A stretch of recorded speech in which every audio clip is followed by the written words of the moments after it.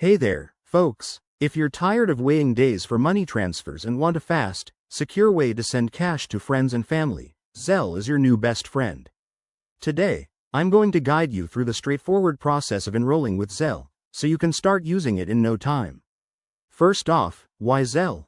It's a digital payment network backed by major banks, allowing you to send money directly from your bank account, often instantly.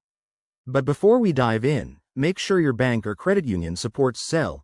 Most big ones like Bank of America, Chase, or Wells Fargo do, but it's always good to double check on their website. Alright, let's get started. Step 1. Download the Zelle app from your phone's app store, or if your bank has integrated Zelle, you might be able to access it directly through your banking app. Once that's done, open the app and tap on Sign Up, or Get Started. You'll need to enter your mobile number or email, the one you want associated with your Zelle account. Zelle will send you a verification code, so keep an eye on your phone or inbox. Next, Step 2. Create your profile. You'll be prompted to add your first and last name, and then link your bank account. This is crucial.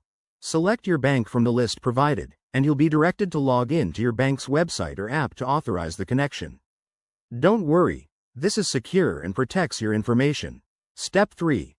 Verify your identity.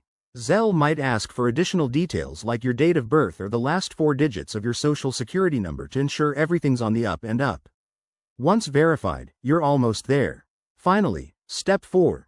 Set up your preferences. You can add a profile picture or choose notification settings to stay updated on transactions.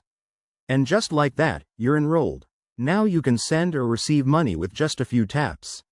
One quick tip.